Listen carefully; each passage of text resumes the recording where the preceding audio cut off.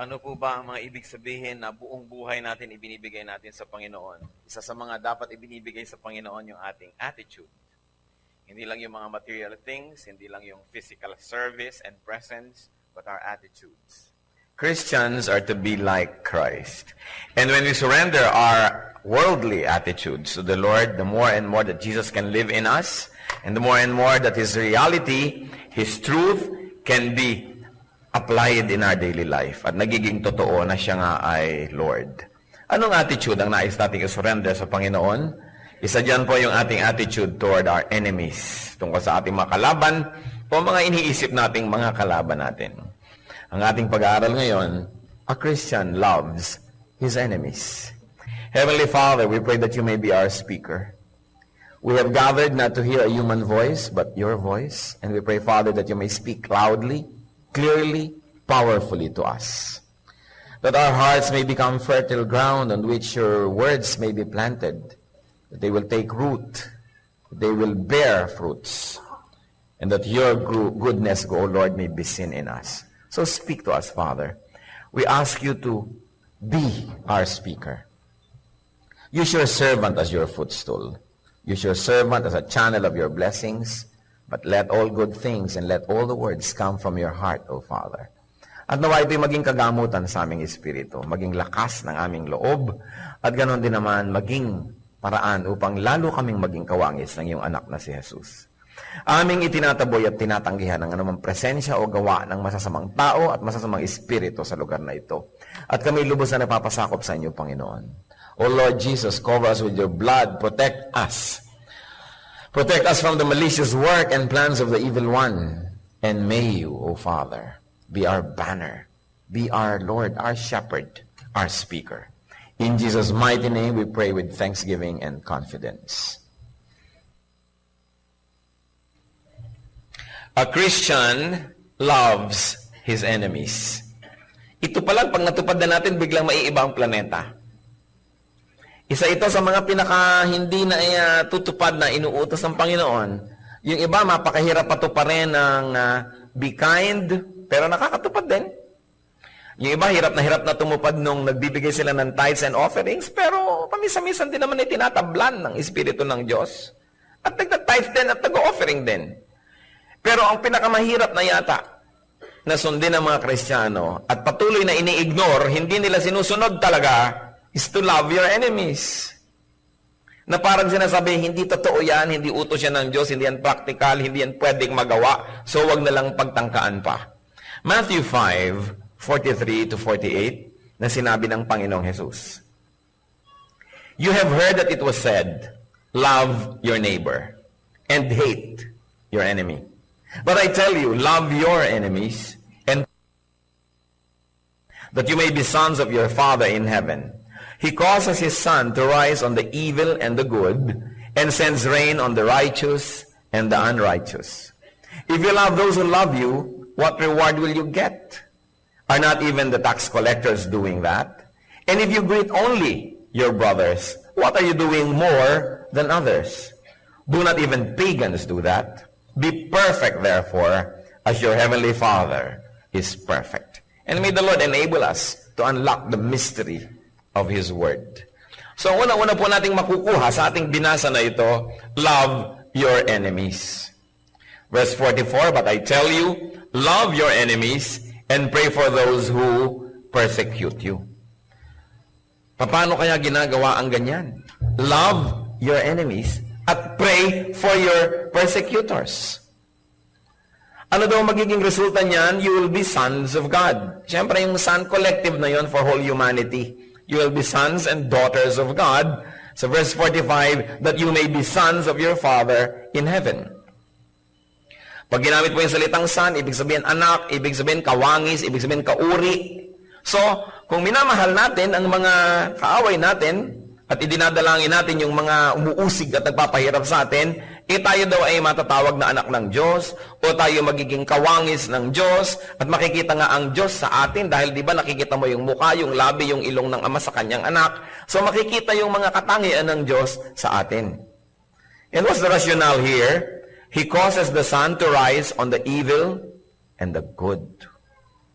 He sends rain to the evil and the good. Sabing gano'n, ang Panginoong Diyos, kung umuulan, nagpapaulan siya, and of course, rain is equated with blessing, lalo't kayo nagtatanim ng halaman. Pag umuulan, hindi lang naman doon sa lote at mga garden ng mga godly umuulan, at tapos sa saan godly, wala nang ulan. Umuulan din doon. At pagka sumisikat ang araw, hindi naman doon lang sa mga makadyos may araw at madilim doon sa mga hindi makadyos. So ano pong ibig sabihin? Ang Diyos ay mabuti sa lahat. Kaya tayo ng mga anak niya na dapat maging katulad niya, mabuti rin tayo sa lahat. So hindi lang tayo mabuti sa mabuti, mabuti rin tayo sa hindi mabuti sa atin. Hindi lang natin iniibig yung kaibig-ibig, iniibig din natin yung mga kasuklam-suklam. At ang sinabi dyan, if you love those who love you, what reward will you merit? If you greet only those who greet you, what are you doing above the others? You are just like a pagan. Sabi, huwag mo nga ipagmalaki sa Diyos na minamahal mo yung nagmamahal sa iyo. Sabi, kahit mga taong walang Diyos, hindi kumikilala sa Diyos, mapagmahal din doon sa mga nagmamahal sa kanila. At kahit mga taong hindi kumikilala sa salita ng Diyos, binabati din nila yung mga bumabati sa kanila. Sabi, dahil kayo'y anak ng Diyos, dapat nalalampasan nyo ang ginagawa ng mga ordinaryong tao dyan na hindi naman nagba-Bible study, hindi naman nagwo-worship, hindi naman tumanggap kay Kristo bilang Panginoon at tagapagligtas. So, kung tayo may mga pinagtatampuhan, dapat kinakausap natin. Kasi kung hindi natin kinakausap, tulad din lang tayo ng mga tao na hindi kumikilala sa Diyos. Dahil ganun din sila, pag nagtatampo, hindi din nila kinakausap. Anong pinagkaiba? So, sinasabi dito, iba ang lifestyle, iba ang paningin, iba ang pananalig, iba ang pamamaraan ng mga tunay na anak ng Diyos. Kung madaling magalit yung kapitbahay mo na hindi naman nagbabasa ng Bible, ikaw din madaling magalit, anong pinagkaiba? Wala tayong madadala sa Panginoon dahil sasabihin nila, magkapareho lang tayo. Bakit pa ako dadalhin dyan para maging katulad mo lang? Magkamukha na nga tayo ngayon. Kung sana nakikita ko na mas iba ka, mas asenso ka, yung hindi ko kayang gawin, nagagawa mo, hindi ko kayang patawarin, napapatawad mo, yung hindi ko kayang kausapin, kinakausap mo, baka maniwala ako na may kapangyarihan nga yung Biblia na yan at meron ngang tunay na Diyos sa iyong puso. At ang sinabi doon, be perfect like God. Of course, in the context of being loving. One of the definitions of God's perfection is that He is loving to those who are unlovable. Kaya makikita din natin dyan na kung tayo daw ay umiibig sa mga hindi kaibig-ibig, para tayong Diyos. Yung perfection na pinag-uusapan dito, hindi yung 100% moral uprightness. But, one of the facets of God's perfection here is amplified as loving the unlovable. Therefore, if you love the unlovable, you are perfect like God in that aspect. Luke 6:27, but I tell you who hear me, love your enemies, do good to those who hate you. And Luke 6:31 to 34, do to others as you would have them do to you. This is active, ha?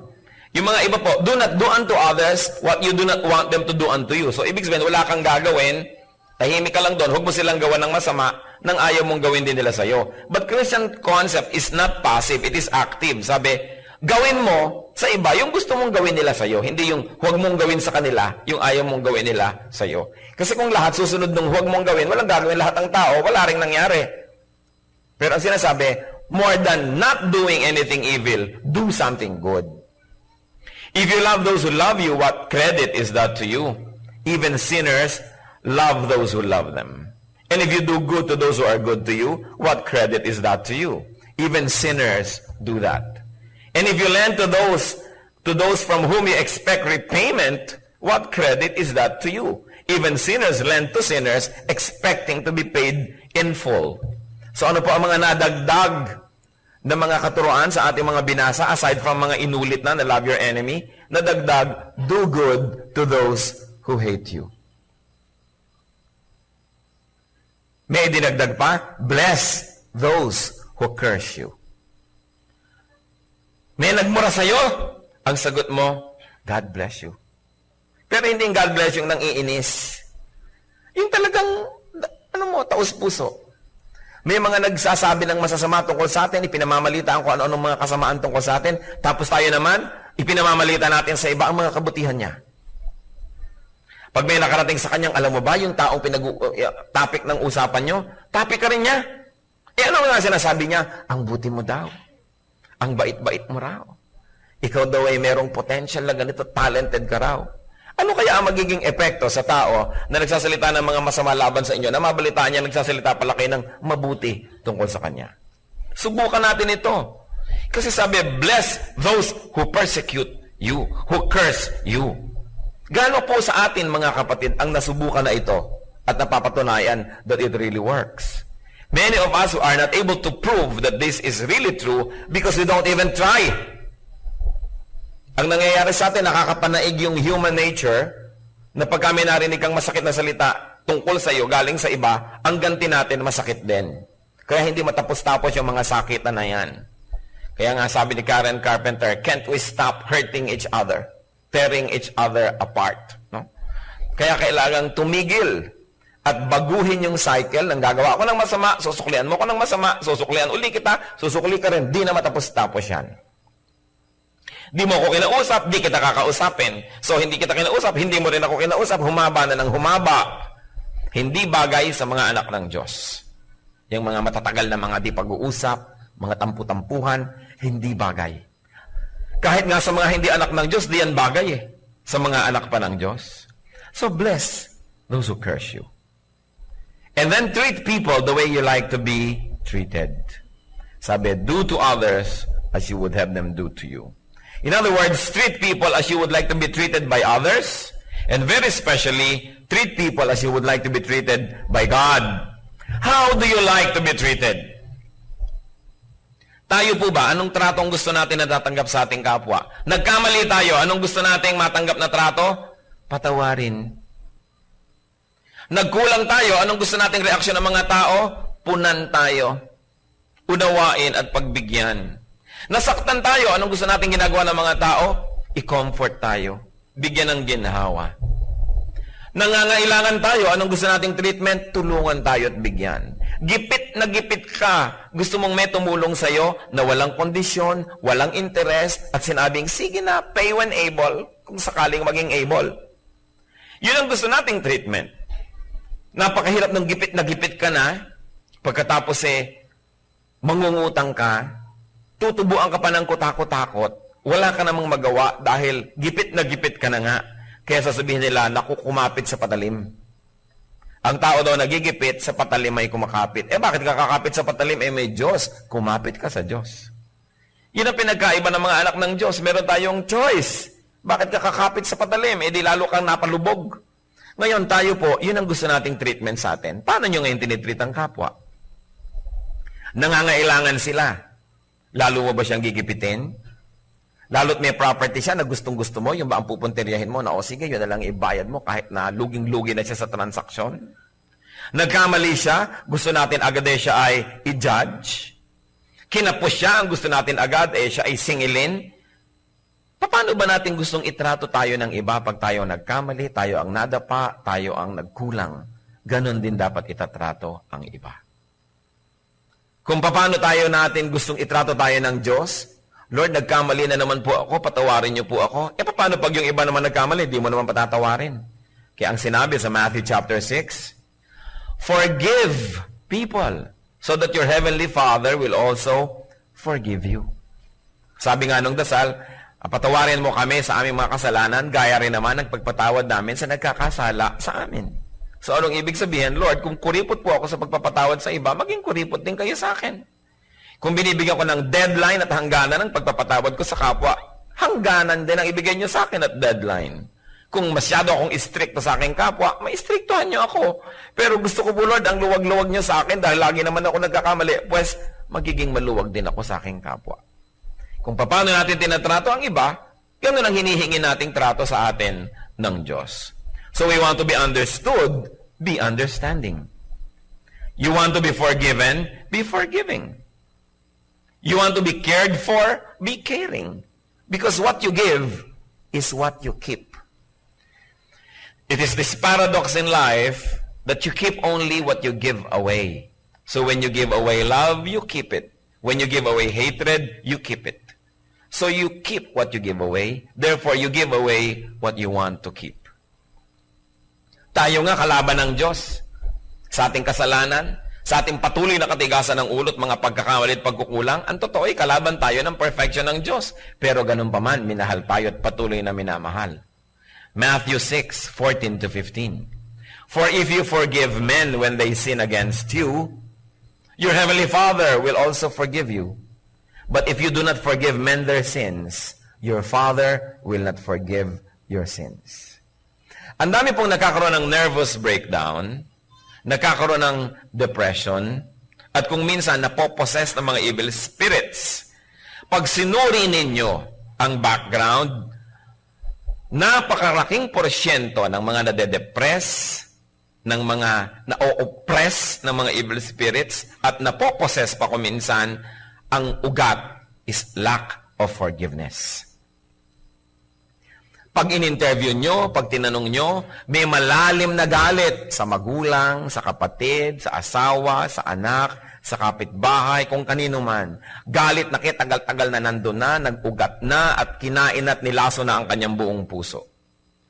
Ngayon, bakit nagkakaganong-ganon? Bakit nade-depress? Bakit wala namang kausap, tumatawa? Malayo ang tingin, wala namang tinatanaw. Bakit ganon? Hinahanap si Crispin at si Basilio. Kasi hindi nagpapatawad sa kapwa. Ang sasabihin niyo, bakit naman? Hindi lang nagpatawad. Anong naging problema? Hindi rin pinapatawad ng Diyos. Kasi ang sabi, kung nagpapatawad ka sa kapwa mo, papatawarin ka ng Diyos. Kung di ka nagpapatawad, di ka pinapatawad. So, sino man sa atin? Ang may sama ng loob na kinikimkim. Meron tayong iniingatang galit sa puso. Meron tayong pagkamuhi. Meron kang kinasusuklaman. Hindi mo pinapatawad. Lahat ng mga dasal mo sa Diyos sa patawarin ka sa iyong pagkukulang, yun ay kung nagdadasal ka, hindi dinidinig. Kaya nagkasapin-sapin at nagkapatong-patong na ang utang mo sa Diyos. Kayo na nakaranas magkaroon ng utang sa bangko, alam nyo ang kahulugan nun. Nagipit ka na nga, kaya ka nagsangla. Kaya pala sinasabing, interest last month, interest next month, yung pala pinag-i-interesan ka. Kaya namatay ka na sa kababayad ng interest, dumami na ng dumami. Hindi ka nga makabayad ngayong buwan na to dahil gipit ka, lalong magko-compound pa. Lulubog ka ng lulubog, inilulubog ka dahil hindi ka pinapatawad at sinisigil ka. Bangko pa lang yon, nagpapautang pa lang yon. Yung Diyos sa langit, yung bangko ng langit, na ang dami-dami mong utang, hindi ka pinapatawad, nagko-compound, kaya ka lubog ng lubog, dumadali naman kay Satanas, na paglaruan ka, siklot-siklotin, dahil wala kang proteksyon. Walang grasya ng Diyos dahil hindi ka pala pinapatawad. Ang dahilan, hindi ka kasi nagpapatawad sa iba. Kaya yung maraming mga causes ng sobrang psychological and emotional illnesses is bitterness, lack of forgiveness. Una, pag hindi ka nag-forgive sa kapwa, nalugi ka dahil hindi kayo naging friendly. Nalugi ka dahil yung pwede niyang tulong na ibigay sa'yo, hindi niya naibigay. Yung sayang pwedeng ibigay niya, hindi niya naibigay. At yung gusto mong ibigay sa kanyang pagmamahal, hindi mo rin naibigay. Nakikimkim na hihirapan ng loob mo. Pero may mas malaking lugi. Kasi yung hindi natin pagpapatawad sa iba, hindi tayo napapatawad ng Diyos. Dami ng dami, dami ng dami. So para ba yung sinasabi mo na humihingi naman ako ng tawad, pero pinapatawad ka ba? Sinabi na nga if you do not forgive men their sins, your Father will not forgive your sins. Lumalaki lang lalo ang utang, parang naisubukan nyo, may utang kayo sa bangko, ang laki-laki na, kahit maghulog kayo ng konti, tas hindi nyo na ituloy-tuloy, wala, kinain lang ng dating utang nyo yung naihulog nyo, nawala rin. Gaano karami ang utang natin sa Diyos? Baka naman dasal kayo ng dasal araw-araw, patawarin niyo po ako sa pagkakamali ko kahapon, kanina. Akala niyo nga napatawad dahil meron pala tayong hindi pinapatawad. Tatandaan niyo ito, verse 15, Matthew 6. If you do not forgive men their sins, your Father will not forgive your sins. And this is Jesus saying it. Kaya mahalagang mahalaga, magpatawad tayo dahil tayo'y banal. At kung hindi naman tayo talaga ganong kabanal, magpatawad tayo dahil tayo'y wise. Dahil kung hindi tayo nagpapatawad, we burn the bridge over which we too must pass. Sa kahigpitan mo sa kapwa, ayaw mong paraanin, sinunog mo ang tulay, pati ikaw, hindi ka lang madaanan. And it is the bridge of forgiveness that we all need. So kung ano sa prayer, ganon din sa ibang larangan. No? Pag tayo nagpapatawad, pag tayo gumagawa ng mabuti, nagiging mabuti ang nangyayari sa atin. Luke 6:35 to 36. But love your enemies. do good to them, and church, listen, and lend to them without expecting to get anything back, then your reward will be great, and you will be sons of the Most High, because He is kind to the ungrateful and wicked. Be merciful, just as your Father is merciful. Napakalalim naman ng Christianity. Napakalalim naman ni Jesus sa kanyang mga ipinagtuturo na ito. Love your enemies, do good to them. Pahiramin daw ng walang inaasahang bayad yung mga nangangailangan na mga kaaway. Can you imagine kaaway? So, edi lugi ako, lugi ka sa earth. Pero your reward will be great. At ano yung reward na yon? You will be called the sons of the Most High. Therefore, lahat ng ipapamana ng Diyos sa kanyang mga anak, lahat ng inireserba niyang blessing sa kanyang mga anak, ay mapapasayo. Nalugi ka lang sa taong ito, pero panalo ka naman sa ibinigay ng heaven, kaya hindi ka talaga lugi. Sabi naku, be practical. Yes, we should be practical. Sundin niyo ang Diyos kasi siya ang practical. Akala ng iba kasi ang maging practical, maging tuso, lamangan mong kapwa mo, practical ka nun. Sa palagay niyo ba, itong itinuturo ni Lord, hindi pwedeng i-practice, as in practical, pwedeng ma-practice? Pwede. Nauna na nga siya. Ang daming kasalanan ng tao laban sa Diyos, anong ginawa ng Diyos? Siya ang nagkatawang tao, binayaran pa yung kasalanan ng mga tao, para yung mga tao ay huwag nang singilin at mailigtas niya. Kaya pag nagpaligtas ka kay Jesus, ligtas ka na. Pinabayaran mo sa Kanya yung utang mo, bayad na. Practical. It can be done, it can be practiced. Why? Because God is merciful. Mahabagin. God is just, but God is merciful as well. Kaya sabi kayo, para matawag ng mga anak ng Diyos, dapat kayo mahabagin. Kasi ang ama nyo ay mahabagin. Yung kasing concept ng ama, ibig sabihin, genetically speaking, kung ugali ng magulang mo, ugali mo, yung korte ng noo niya, korte ng noo mo, kasi magulang mo yan. So kung yung magulang mo sa langit, mahabagin, di dapat mahabagin ka rin. At pag nagiging mahabagin ka na, nagbibigay ka sa hindi makakapagbayad, natatawag na, oo nga, anak nga yan ng Diyos. Kasi nga ang Diyos nagbigay sa mga tao na kahit ano naman ang gawin ng tao, di rin niya kayang magbayad. Kung tayo nagbibigay lang sa nagbabayad, di ganon din ang gagawin ng Diyos sa atin. Di hindi tayo bibigyan kasi hindi naman natin kaya magbayad. Alam niyo kung bakit marami mga tao ay napakahigpit ng buhay, parang sikip-sikip ng mundo? Kasi ang sikip din nila tang higpit sa iba. Bakit lagi na lang kapos? Kasi wala nang ginawa nga, kundi wise na lang yung kapwa, lamangan ng lamangan. Ang ending, wala rin. Diyan sa mga nanglalamang na yan at mga nandadaya, yun at yun pa rin ang problema. Pera pa rin. Hindi naman nagiging solusyon. Kasi, kung anong ginagawa natin sa kapwa, yun ang ginagawa nating pamantayan para ganon din ang gawin ng Diyos sa atin. So, maluwag ka sa kapwa, lumuluwag sa iyo ang Diyos. Pero hindi ka maluwag, hindi rin maluwag sa iyo ang Diyos. Lahat ng ginagawa natin sa tao na hindi kayang magbayad, Diyos ang nagbabayad. So, nagbigay ka sa mahirap, walang ibigay sa iyo, Diyos ang nagbibigay sa iyo. So, teka, nasaan ang ibinigay ng Diyos? Ang dami ko nang binigyan, hindi pa ako binibigyan ng Diyos. Ang dami ko nang binigyan ng mahirap. Saan galing yung ibinigay mo to begin with? Di ba sa Diyos? Na-advance na. Pagkatapos kumisan, bibigyan ka pa ng dagdag. Sabi mo, ay, bumalik. Pero kahit na hindi bumalik, saan ba galing yung ibinigay nyo? Di ba sa Diyos na nga galing yun? Sabi nga sa Bible, you were not born with anything and you cannot take anything out of this world. So everything that we think we have is really from God. So nagbigay ka na, hindi bumalik, hindi para sa iyo yun. Kaya inabot sa iyo ng Diyos para iabot mo sa iba. Kasi ang Diyos naman marunong ng arithmetic, alangan namang hindi. At ang Diyos, ayaw niyang may utang siya sa tao. Di ba sinasabi niya, tulungan niyo yung mahihirap, tulungan niyo yung mga mahina, yung mga hindi kaya magbigay. Di nagbigay ngayon tayo. Di inaari ngayon ng Diyos na utang niya yon kasi siyang may utos Di ba kung meron may nagsabi sa atin, pautangin mo yan, pautangin mo yan. Ikaw na ngayon ang may utang doon sa sinabihan mo kasi sinunod ka Kaya ganyan yung mga garantor. O sige, bigyan mo yan, ako magagaranti. Hindi ka binayaran, si garantor ang magbabayad. So si Lord, sinasabi niya, bigyan mo yan, bigyan mo yan, bigyan mo yan. Siya yung garantor. Yung mga pinagbibigyan natin, hindi nagbayad lahat. Di Diyos ang magbabayad, siya yung garantor Do you think magpapalaypas ang Diyos ng isang araw na may utang siya sa tao? No, God siya Kaya walang kalugihan na sundin yon. Ano po ang teaching dyan? Lend to your enemies without expecting payment. Bakit naman without expecting payment? Because no expectation means no disappointment. No expectation means the possibility of a pleasant surprise. Binigyan mo, hindi mo na inaasahang magbabayad. Hindi ngayon nagbayad, hindi ka nabigo. Kasi hindi mo naman inasahan eh. Ngayon, dahil hindi mo inasahan, biglang nagbayad pa, edi surprise. Lalong naging positive, pero kahit wala, sabihin mo yung ibinigay ko dyan, galing na naman sa Diyos yun eh. So actually, wala na akong dapat na intayin pa kasi yun nga, in advance na ng Diyos. Bakit mag-iintay pa ako ng kapalit? So, kung tayo po'y nangangailangan at dumarating sa panahon, alam niyo, sabi nga nila, weather lang yan. Panahon.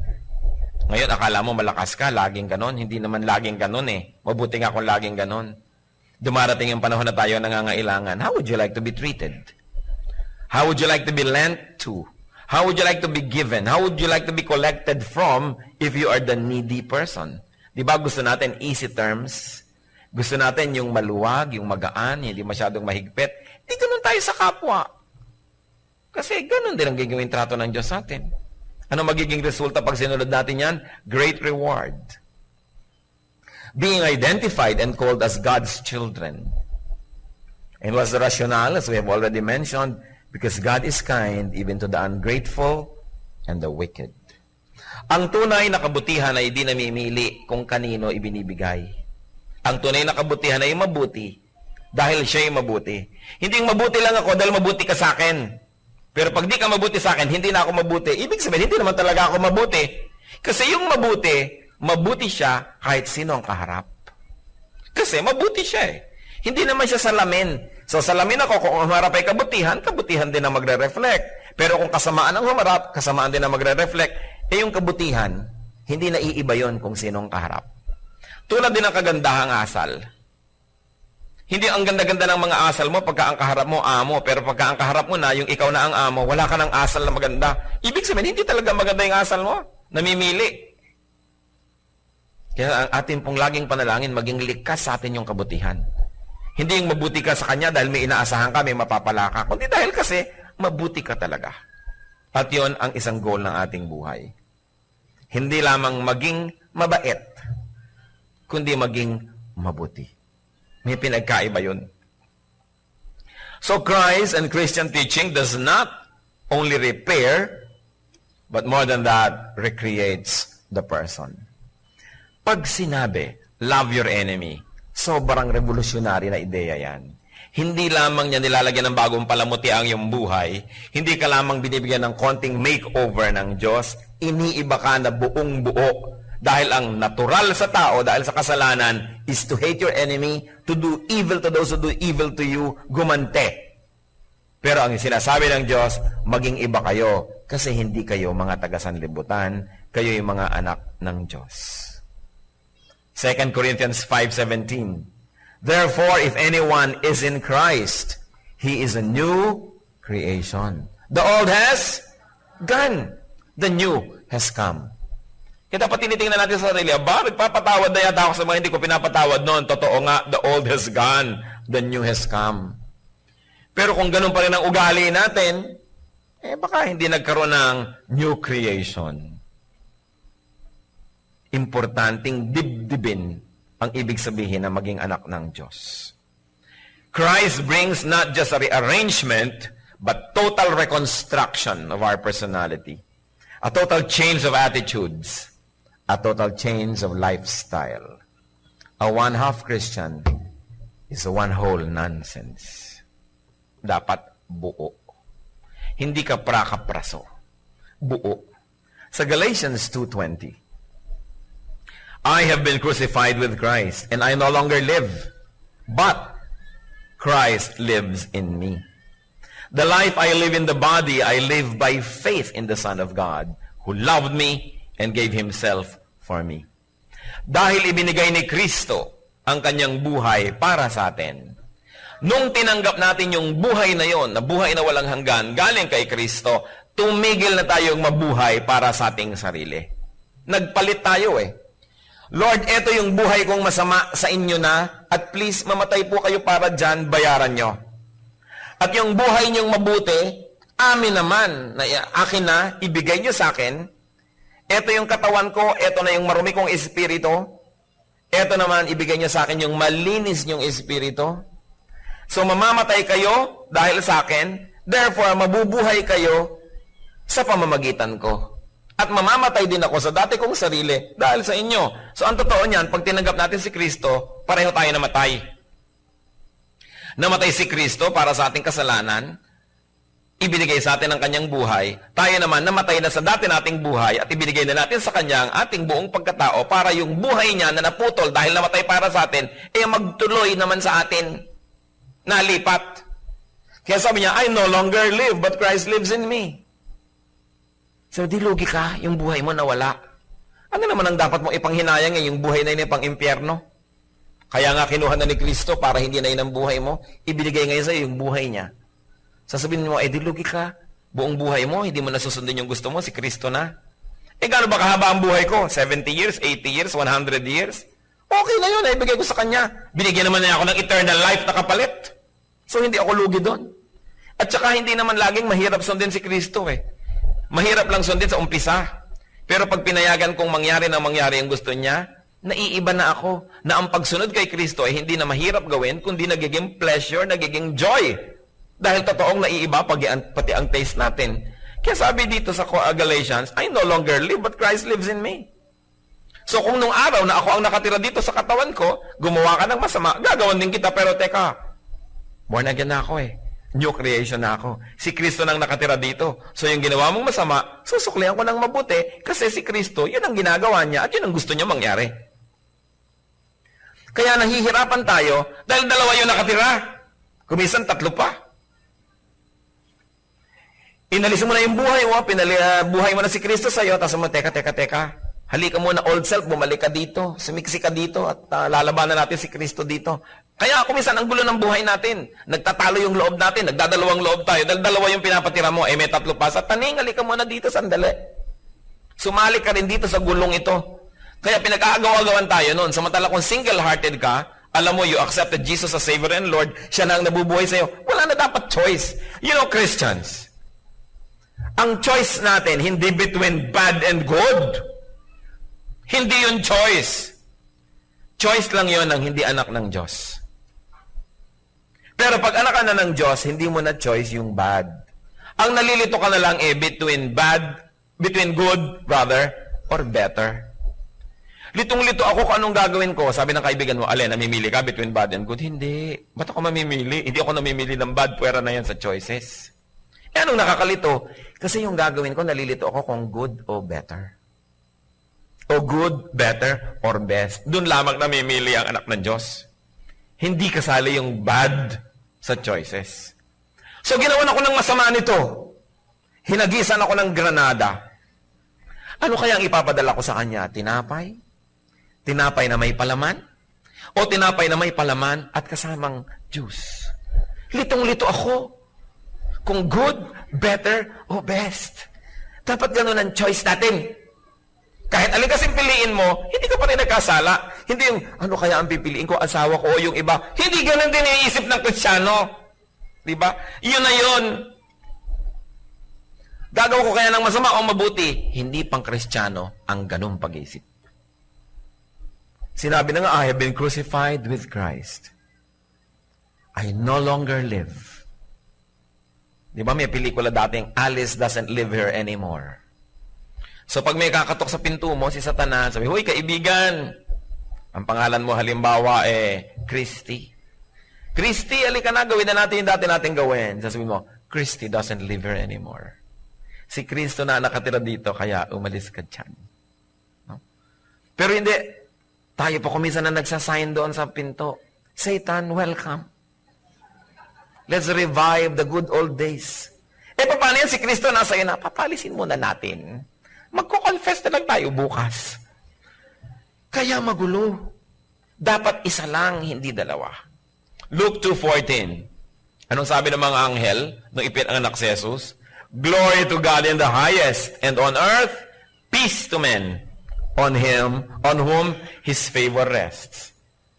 Peace Peace talaga ang kailangan natin. Maraming levels, maraming anyo ng peace. But one way to peace can be achieved is by loving one's enemies. This is God's way with men. Love your enemies. Kaya yung mga mag-asawa, dapat magmahalan ng lubos. So, bakit anong kinalaman ng mag-asawa? Di ba ang utos, love your wife. Love your husband. Hindi ko na parang asawa yan eh. Para ko na lang kapatid. Para ko na lang kapitbahay. Oops, gotcha. Sabi ni Lord, love your neighbor. So, mahalin mo pa rin. Wala kang choice. Hindi nag-aaway ho kami. Nagbabatuhan kami ng pitchel. Enemy ko siya. Sabi, love your enemy. Wala kayong lusot. Lalo ang mga mag-asawa. Magmahala na lang kayo. Huwag na kayong makipagtalo sa Diyos. This is God's way. And you know why God wants us to be kind and good? Because kindness blesses. Because kindness begets kindness. Kindness defangs evil anger. Galit na galit ang tao, sinalubong mo ng kapayapaan at kahinahunan, hindi man ka mahalin nun, mababawasan ang galit nun. Gustong-gusto kang saktan, pero bigla kang dumating, inaabutan mo ng buko pie. At least ihampas man sa iyo yung buko pie, malambot. Kung ang dala-dala mo, bakal para ihampas sa kanya, naagaw sa iyo, naihampas sa iyo. Di ba maraming ganun, inagaw sa iyo yung dala mo, siya pang ginamit para laban sa iyo. Kaya ingatan nyo kung anong dala nyo, dahil baka sa inyo gamitin. Lagi kayong magdadala ng buko pie. Anong sabi sa Romans 12:20? On the contrary, if your enemy is hungry, feed him. If he is thirsty, give him something to drink. In doing this, you will heap burning coals on his head. So, gumawa doon ng mabuti. Kahit sa yung parang pineperceive na kaaway. Si Don Pasiano Rizal, kapatid ng ating national hero at para na rin niyang ama na nagpaaral sa kanya. At pagkatapos naging general ng Katipunan at ng Himagsikan matapos si Rizal ay binarel. At pagkatapos, maraming mga Pilipino ang naging maka-Amerikano nung tayo sinakop ng mga Amerika. Nung minsan daw, panahon ng Amerikano, merong kumakatok sa kanyang bahay sa Los Baños. Yung mga katulong, nung makilala yung kumakatok, ay pinaakyat agad dahil ang kumakatok ay si Pedro Paterno. Pero sa tingin ni Don Pasiano, ay hindi dapat patuloyin. Sapagkat ito, naging mga federalista, naging mga maka-Amerikano agad.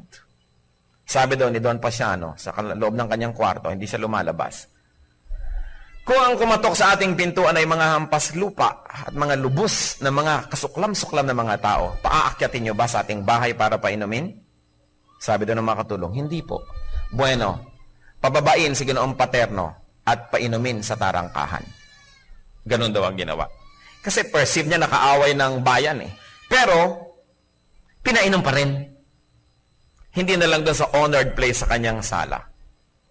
Sabi, if your enemy is hungry, feed him.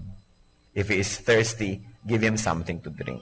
Siyempre, hindi naman gospel truth yung ginawa ni Don Pasiano Rizal. Ang sinasabi lang natin, nagpainom pa rin. Meron pa siyang basic na pagkatao. Hindi komot, hindi niya tinatao yung dumating, hindi na rin siya magpapakatao. Nagpakatao, wala na lang nung mga dagdag na mga nice things. Ang sinasabi, love your enemy.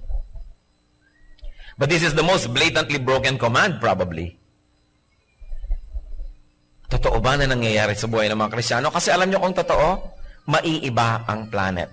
Sa dami na ba naman ng mga Kristiyano, lalo ngayon, sa dami ng maapektuhan natin na tao, magkakaroon talaga ng change sa pamumuhay ng marami kung susundin natin ito. Why? Because hatred begets hatred. Love begets love. And at least, love weakens hatred or love weakens the enemy. Kung maibigin ka, kung hindi man maging maibigin ang iyong kalaban, at least mababawasan siya ng pagkamuhi at galit. Dahil hindi ka naman kagalit-galit eh. Kaya, ang mahalaga, love. Because love can conquer. Ano po ang sabi sa Proverbs 15, verse 1? A gentle answer turns away wrath, but a harsh word stirs up anger. A gentle answer turns away wrath. Merong tao galit na galit. So, ikaw talaga, bakit yan yung ginawa mo? Hindi mo na alam. Oo nga kasi hindi ako marunong. Pasensya ka na. Di biglang tatahimik yun. Alam ka naman magpatuloy pa, ang gentle na nga na yun sagot.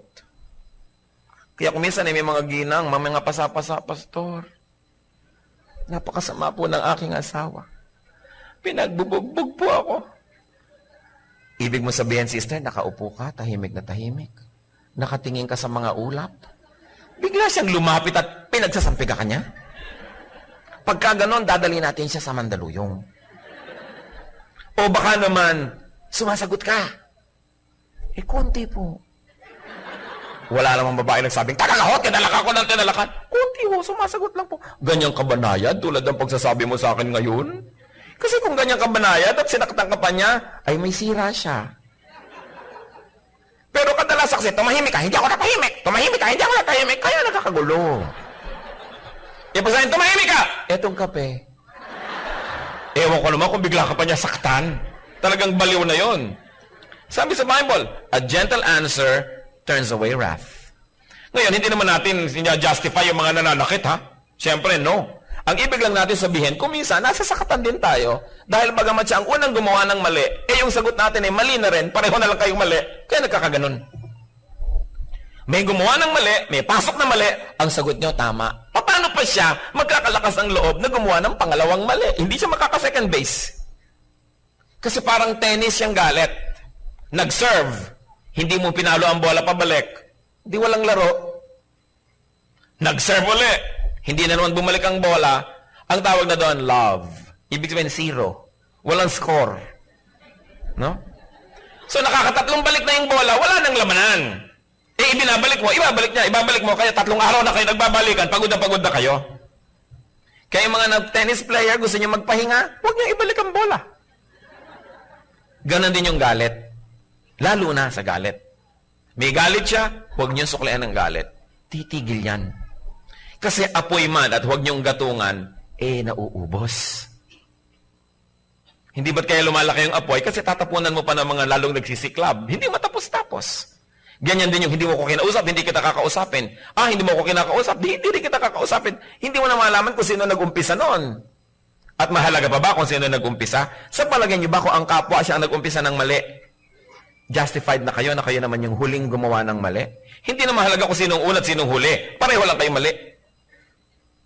So, we conquer. Because love should conquer.